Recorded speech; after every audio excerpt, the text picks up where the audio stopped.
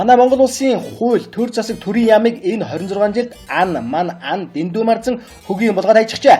За тэр хөрөнгө оруулгын мэдүүлэг гэх мэтийн элэг хөшөөсөн хошин шогийн тоглолтыг хэлээч өгөхгүй.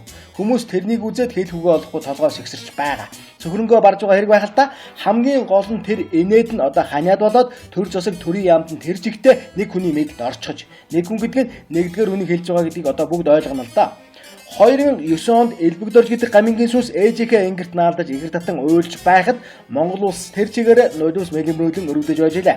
Харин одоо өвөр төссөн тэр могоон золзог өсөж том болонгуудаа эх орон төр засаг төмөн олон дугаа хор засаж эхэллээ.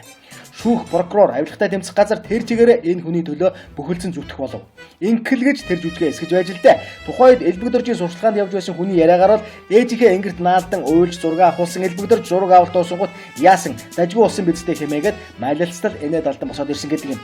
Бодит байдал нь тэр. Цаад санаа нь энэ тентгийн 49%-ийг л дээрэмт гисэн замаа тийхүү засаж байж. Эхлээд үнэн шударгуугийн дүрд хувирсан дараа нь хуулиудыг засаж прокурорын дэрэгдэх мөрдөнг устгах замаар бүгд саадартайгаа харилцсан. Бүх юмаа бэлдэж аваад одоо 49% руу довтлоо.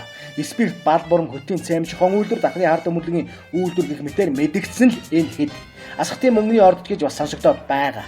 Хуулийг марзан шог болох замаар бүхэлдэн улс орныг дээрэмдэг ажиллагааны дүр зураг ийхүү тодорч байгаа юм. Үүнийг олон улсын хэллэгээр мафи гэдэг.